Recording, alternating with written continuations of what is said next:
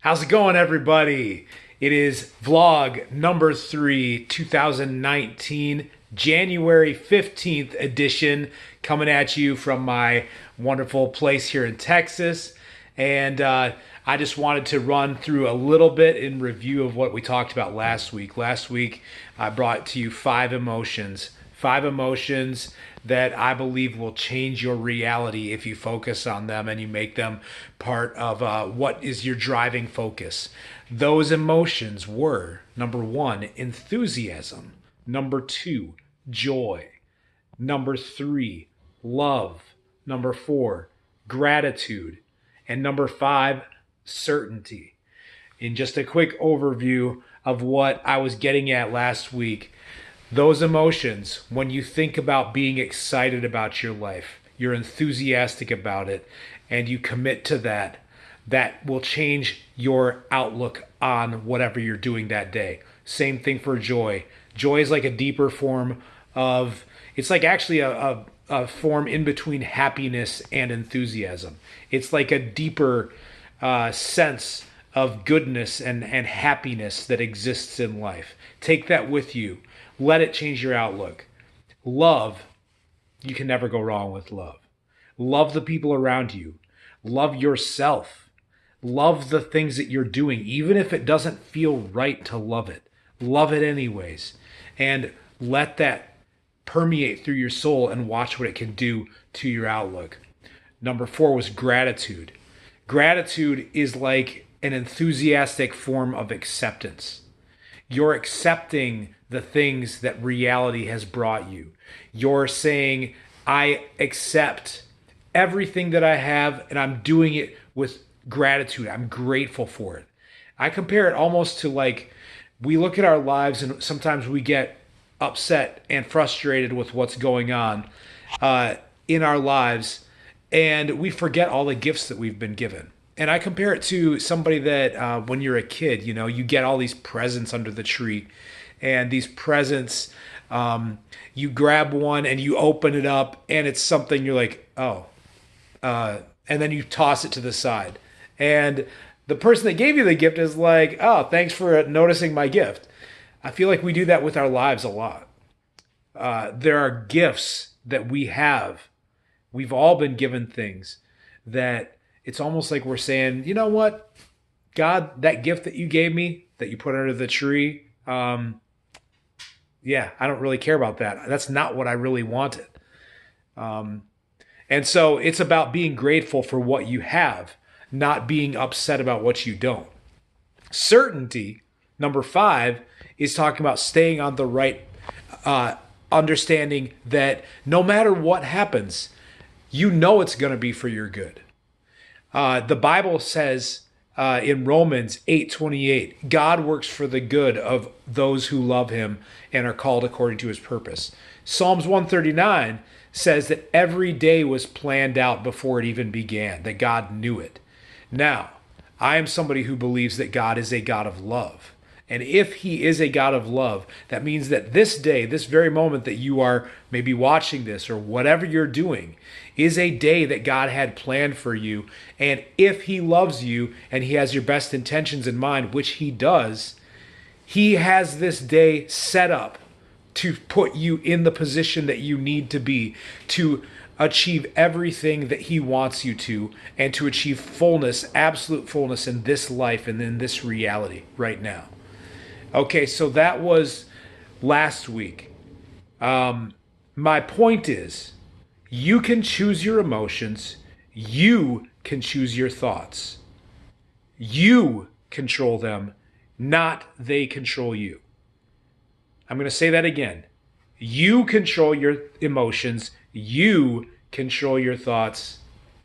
You control them, not they control you. Now, I'm pretty sure that most people are going to be like, no, that's not the case. There's nothing I can do about what I feel. It's what I feel. It's who I am. Stick with me. Stick with me a little bit. I'm going to get into it, and I'm going to explain how it can happen. I'm going to attempt to show you how to do it. But when you understand this, when you understand that you are in control, not they control you, you can literally change the way you see and feel reality. I'm not joking. I'm not saying that sarcastically or exaggerating or with hyperbole. I'm saying it in truth. Your physical body will literally change in accordance with your new line of thinking. Your physical body. I'm gonna show you some things that I've been researching. Here's where I want to take this. I'm gonna talk a little bit about the science that backs that statement up. That there are things that we think that will control and actually alter our own body's chemistry. But before I get into that, the topic that overall that I want this particular blog to be about is something based off of a conversation I just had with a friend recently, and that thing that we talked about was this: God speaks to the spirit speaks to the heart speaks to the mind speaks to the body. I'm going to go ahead and say that I believe that that's the order of everything that happens in the grand scheme of things, that relays truth through our minds, through our beings, through everything. God speaks to the spirit speaks to the heart speaks to the mind speaks to the body. So I'm going to get into, I want to take you back to where I was saying that the body will literally change in accordance with your new line of thinking. There's something in the nervous system. It's called the parasympathetic nervous system and the sympathetic nervous system. I know these back from my physical therapy days in school, where you learn that the nervous system, these are two autonomic nervous system functionings. Autonomic is almost kind of the same thing as automatic. It's basically involuntary. So it's going to happen whether you are conscious of it or not a lot of times. What it does is the parasympathetic system is called the rest and digest area, or it's also called the feed and breed portion of the nervous system. So it controls digestive functions, it controls your rest, your sleep cycle, all that good stuff, helps you to stay focused and rested and feeling like your body is in correct balance. Now, the sympathetic nervous system is called the fight or flight system. Now, what it does is it often, when it feels an impulse or a trigger, and I'm going to go ahead and tell you what the main triggers are. Something that it's afraid of. Something that causes stress. It elevates blood pressure. It elevates heart rate, respiratory rate. Hormones are entered into the body, such as adrenaline. All these crazy things are ramped up in your body the moment that your sympathetic nervous system perceives a threat. Now, what will also happen in accordance with that, or in conjunction with that, neuroplasticity is the thing that the brain does. If you're thinking certain thoughts over and over again, you're essentially forging highways that your thoughts will continue to, by default, travel down in any given situation. So if you're somebody that is full of anxiety, stress, worry, or fear, and you go into a particular situation, by default, when you get into it, your mind is going to go along these neural pathways that are going to, in many times, set your sympathetic nervous system into action because it perceives a threat. And it perceives a threat because you've been thinking that something is a threat. Whether it actually is a threat or not, the body doesn't care. The sympathetic nervous system, which is an automatic response to a thought or a feeling, it doesn't care.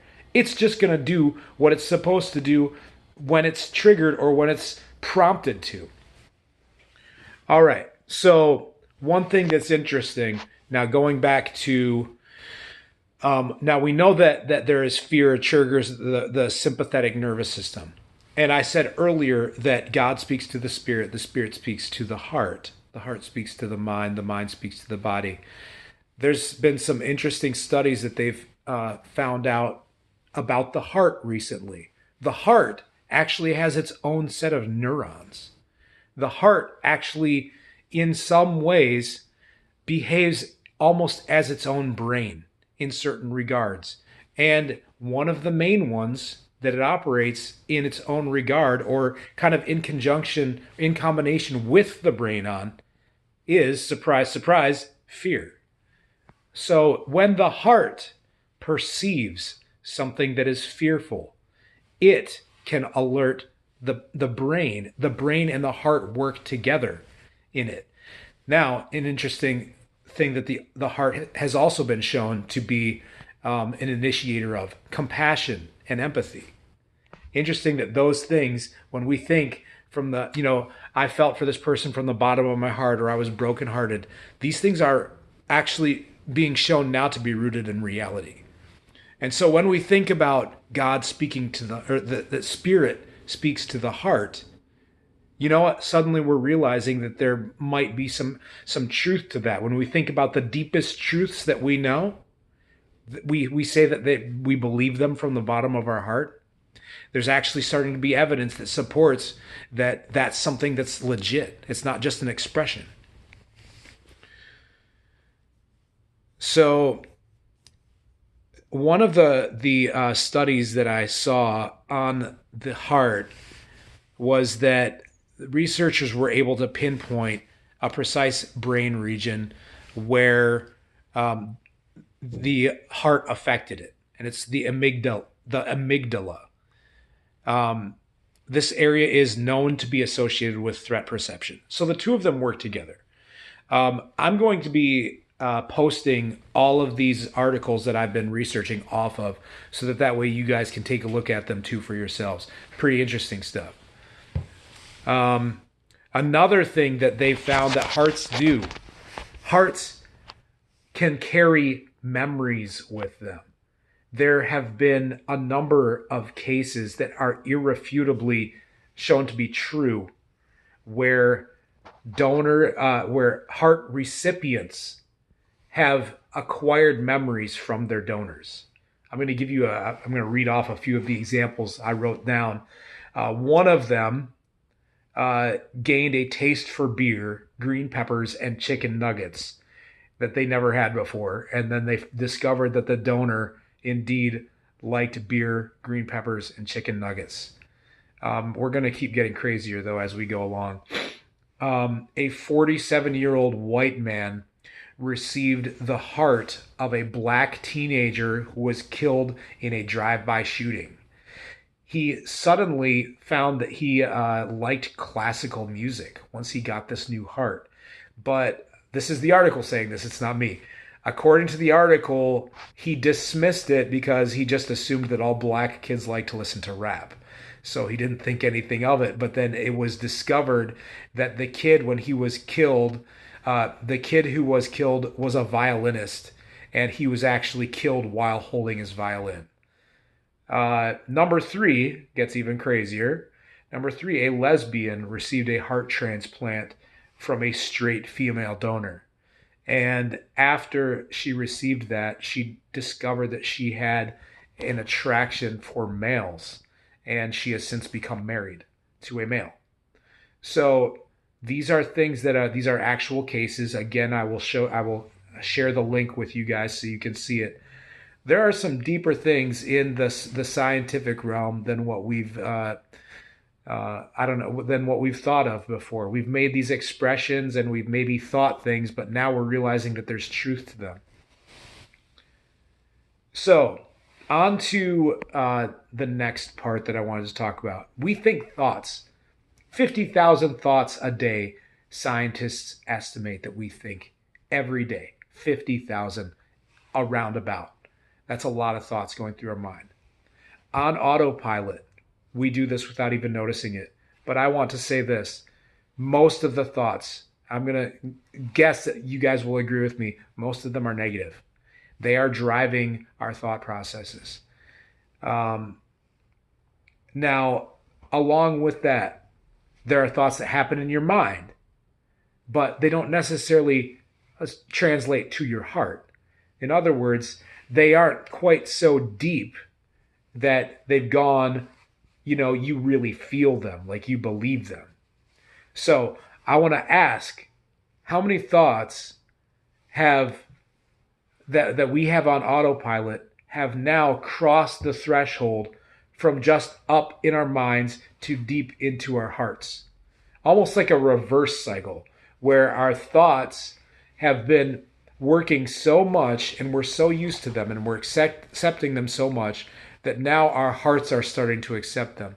The heart, the deeper sense of what is true and what is reality, is now almost starting to take up, in accordance with the mind, these beliefs about ourselves, about reality. Things that they might be true or they might not be. Most of the time, they're not. They're not even close to being true. We believe false, negative things about ourselves all the time. All right. So my question is, what if you've been living according to false beliefs about yourself, about others, about God, and all of reality your whole life? How do you reprogram it when it feels so real? If you try to think something other than what you feel, then it just feels like you're trying to conjure up a fairy tale, that it isn't real. How do you reprogram that? I'm going to talk about how to get there right here. No man's land. That's what I call it. No man's land. No man's land, as I've said in previous vlogs, is where you enter into a state where you are crystal clear. You have removed all thoughts from your mind, and everything here right now, the room that you're sitting in, the temperature, the comfort that you're sitting on, whatever it might be, the color of the walls, the sounds outside, these are all part of now. They're part of this moment, this second. Think about where you're at right now. Whatever you're doing, whatever you're wearing, these are the moments of now. Now that you have that, stay focused in that space. And every time that a thought comes up, every time that a thought passes your mind, focus back on this moment. Choose something to look at. Choose a candle or something. Start paying attention. You can start to identify when thoughts pass through your mind. Once that happens, and you start to realize that you are separate from your thoughts because you've identified them as they pass through, now you realize that you're not part of them. You are the observer. Now, no man's land, why I call it no man's land is because it's based off of this book that I'm reading, as I said in the last vlog, Becoming Supernatural. This man talks about going to a spot where you erase all of your history, forget all of your future, you're removing all of your worries, you're removing everything that you are identifying with yourself, and allowing yourself to just observe. So in other words, that thing that you did yesterday or 2 years ago or 20 years ago that you haven't let go of yet, that no longer exists in this space right here, right now. It's just you observing it. So when you've got a blank slate, you're blank slated right now, here in this space, you are going to be able to just see the thoughts that pass through. The question is, what do you do when you're there? The Bible says, take every thought captive to the obedience of Christ. And I'm going to post up these verses for you guys too. We demolish arguments and every pretension that sets itself up against the knowledge of God. We take captive every thought and we make it obedient to Christ. What is the knowledge of God? So the knowledge of God is that God is, first of all, let's pinpoint what God is. God is spirit. You know who else is spirit? We are spirit. So what that means is that we are in the same realm. On the deepest sense, we are in the same realm that God is. That's where he communicates with us. He communicates with us in the spirit realm, in the deep realm, in this no man's land where we've wiped out everything. And let's not forget, this is similar to what the Bible talks about, what Jesus talks about when we've been forgiven of sins. It's all wiped clean. Try to do it. Try to wipe clean everything. Now, use Jesus as your resource. Those of you who believe in Jesus, ask for forgiveness. Get forgiven and say, I've got a clean slate so I can do this thing that Darren's talking about on this vlog. If you don't believe in Jesus, I would say try it anyways. See what happens. But wipe it all out. Wipe everything out. Get to a space where you're crystal clear. There's nothing blocking you. All right. Now that you're there, there's two things you need to do. Number one, you need to be aware of the negative emotions that are going to try to remain inside of you.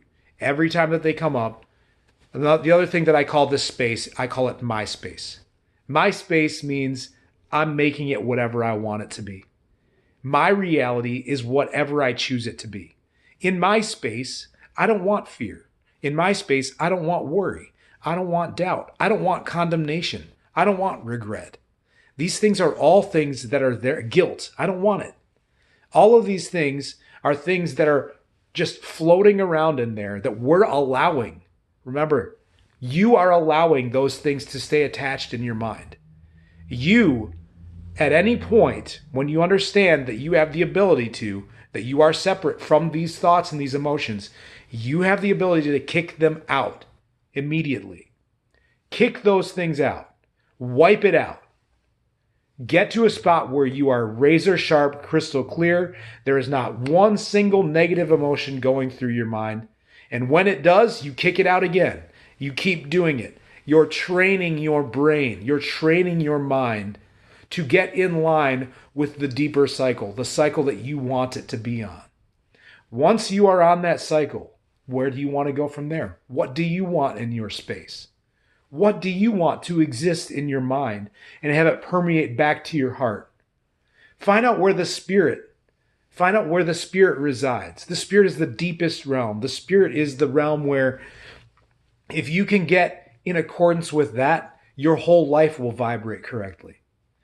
So again, that's where those emotions come from that I listed earlier. Enthusiasm, joy, love, gratitude, certainty. But I'm going to go ahead and suggest the big ones, the big guns, all of them, the fruits of the Spirit: love, joy, peace, patience, kindness, temperance, goodness, faithfulness. Those are all of the things that are the higher virtues. Now I'm going to give you the list, the opposite list. I've already went over it. The opposite list: condemnation, guilt, depression, hatred, envy, worry, fear. Let me just give you guys a quick spirit test. See if your spirit is working correctly. Who of you who's watching this wants the things from the list that I just mentioned? Who of you wants to carry around with you in your spirit and in your heart and in your mind and then in your body condemnation, guilt, depression, hatred, envy, worry, and fear? I doubt it. I doubt that there's anybody that wants to carry that with them. Now, who wants to carry with them love, joy, peace, patience, kindness, goodness, self-control? These are the higher virtues. Is there anybody out here that doesn't want more of that in their lives? I think that by taking that test yourself, you are verifying for yourselves that your spirit does work, that your spirit is active, that it is capable of sensing the truth. These are the deeper truths. These are the truths that will change your reality. All right, so I'm going to go into next week. I'm going to take this a step further. We're going to talk about how consciousness is actually an energy form. And that's another thing that I've been studying with the quantum realm and all of this fun, exciting stuff that I'm using for my sci-fi book and also for my book where it's not going to be just about depression anymore. It's going to be about becoming the person that you've always wanted to be. So that's enough for this week, but stay tuned next week where I'm going to take this deeper and we're going to talk about consciousness being an energy form and how that can affect your reality and your world around you. If you like this, make sure to go ahead and like it on my Facebook or on my YouTube account. If you're not a subscriber and you want to stay in touch and stay informed, click subscribe on my YouTube. Become a subscriber. I'm also on Twitter. Just look up Darren Keim, and there I am. So, hey, it's been great, you guys. I'm looking forward to seeing you guys again next week. Have a great week.